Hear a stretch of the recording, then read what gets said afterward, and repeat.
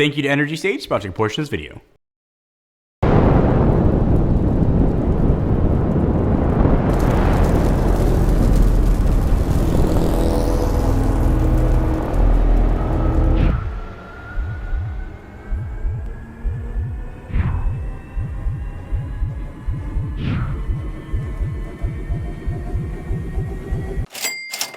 It has been 5 years since I installed solar and battery backups at my house. And 5 years ago, I did it when Tesla Solar wasn't quite in existence yet. It was Solar City plus Tesla Powerwalls, and that setup for me has been absolutely awesome. Yes, I revisited this setup about 2.5 years ago, but the landscape has changed quite a bit, and my usage has changed quite a bit as well. So I have to kind of give you guys a 5 years later with not just Tesla Solar, but sort of solar in general, as you guys decide if maybe it might be right for you. All right, so one thing to remember about solar is that everything about it, from cost, efficiency, and effectiveness, is going to change depending on where you live. So I live in Southern California. Southern California Edison is my utility, and it's sunny most of the time where I live. So I don't have to deal with snow or really super inclement weather. And electricity is also super expensive here. So I certainly have the ideal situation for solar. But that doesn't mean you can't or should install a system if you have variables that are sort of different than mine. This is just my experience of kind of a little bubble here in Southern California. So in the video I made about 2.5 years ago, I kind of went into a bit more detail about why I installed solar. But here in Southern California, I have 3 kids, it gets very hot. We tend to run our air conditioning at night to keep everybody nice and cool. I also drive EVs, so those are being charged. In the summer months, and you can see this bill from September 2017, my electric bill was going as high as $540. And that was the highest it ever got. But usually in the summer, it settled around $400, and then in regular months, it kind of came around between $250 and $300. So it was very expensive. All right, so my setup, I have just over 11.3 kilowatt system on my roof, and I have 2 Gen 2 Tesla Powerwalls at about 13.5 kilowatts each installed in my garage. Tesla now has slightly more efficient panels, and Powerwall 3s have come out. So when that first video came out, I had an EV, my wife was driving a Honda Odyssey, so we were a 1 EV family. Since then, she now drives an EV as well, so we're a 2 EV family. When people ask me about solar and I say that I have Tesla Solar, for some reason a lot of people think you have to have a Tesla to use Tesla Solar. I don't have a Tesla at all. It still works exactly the same. We also built a pool in our backyard 2 years ago. The pool heater runs off of gas, but all the pumps and stuff is electricity. So I've definitely seen my electric usage go up since that first video. I've also seen my bill go up a little bit too. So now maybe between $100 and even $200 during the peak months, despite even having that solar. We use a lot of electricity in our house. Now, in all fairness, I'm not doing anything to reduce my electric usage. I figure I got solar, I can run the AC as much as I want. I could probably drastically reduce that bill if I kind of took a closer look at how I was using the power in my house. What hasn't changed is how I use solar. I think there are a lot of misconceptions that go into solar. I think the first one is how you use it. I think a lot of people assume you've got solar on the roof, it's gonna power your house during the day. And if you don't have a way to store that excess energy like batteries, then that is 100% accurate. If you add batteries to the equation, things start to change with what you can do. Now again, here in Southern California, I use Southern California Edison, they allow us to sell excess power back to the grid. And as I understand it, that's becoming more and more prevalent with other utilities, but you have to check where you live if that's an option. So what a lot of people are doing, and I imagine most folks, solar is going to charge their battery packs. When those battery packs are filled up, they'll power their house with those batteries. And that's a pretty simple way to go.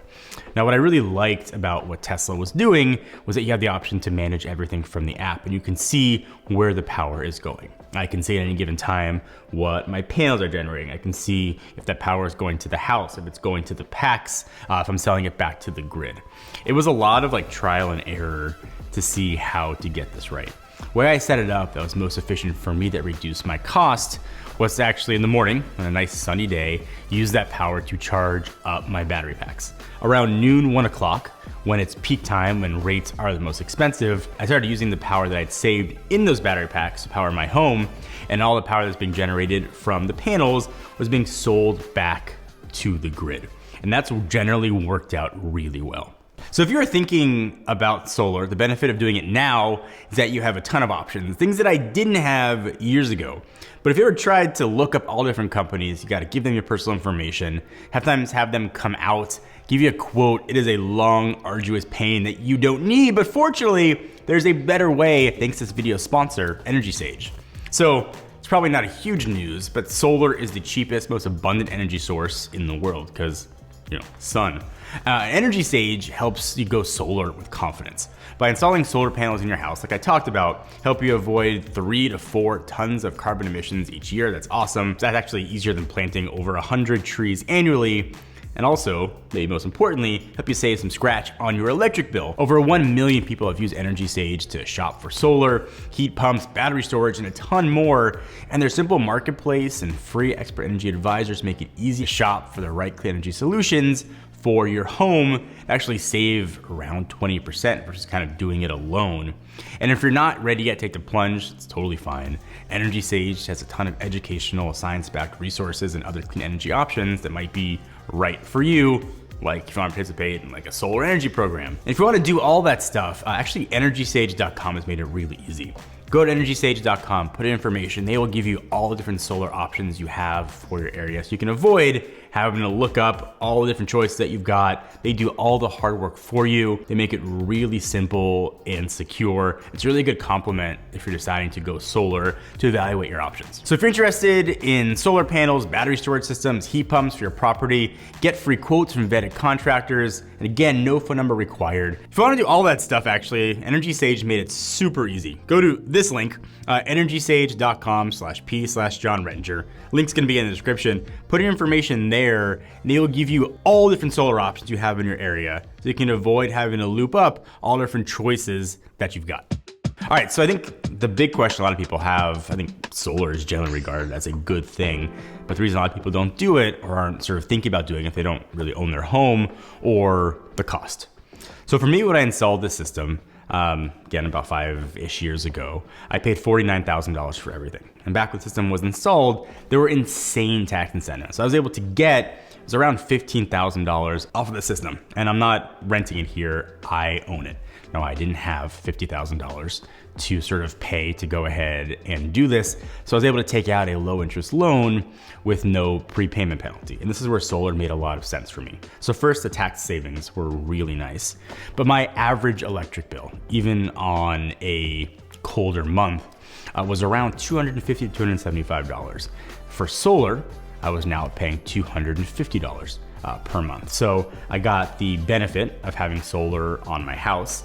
I got the benefit of having it add equity to my home. Although I can't really quantify what kind of equity it added or how much, but my out-of-pocket stayed the same. And when that is ultimately paid off, then I get the benefit of having solar and essentially being able to run my house pretty close to off-grid. So that's my situation, but I know that it's been a while since that happened, and so prices are different now. So I went into Tesla system and priced out a new system for my house if I were to install it today, and here's a breakdown.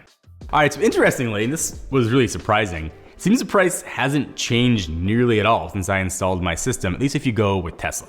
And that is, I just found that surprising, because I know there are a lot of people out there that want to wait to install a system because they expect the hardware to get better, more importantly, to get cheaper, but that doesn't appear to be the case, at least with what Tesla is doing. If I could go back 5 years and redo my system, I would definitely do things differently. Just over 11 kilowatt system was what I was told was gonna be enough. I would have liked to have had more panels on the roof, and I would have liked to have added at least 1 to 2 more battery packs. I know it would have increased the cost of the system, but I really like the idea of being able to someday take my house completely off the grid or have the option to take it off the grid. I can't quite do that with the system now. I could get close and run my house probably for maybe 12-ish hours, but if I wanted to sort of do that for longer, I would need more power being generated and more power to be saved in the battery packs. I think for the solar system, a lot of it is a peace of mind. Right now, That's not saving me a ton of money aside from that initial first year savings and taxes because I'm still paying off that loan. Once that loan is paid off, I think then I'll start to see real savings from the system. Or if I sell my house, presumably it'll add some sort of equity onto the home. But it's all about peace of mind to me. I like the idea of driving electric and having that power in the battery pack if I want. If I want a charger from the sun, I have the option to do that. I like being able to power my house off grid for a smaller period of time. I wish I could do that for more. It's just been a really nice peace of mind to have in the case of an emergency. It's not a necessity by any stretch of the imagination, but it's a real nice thing to have.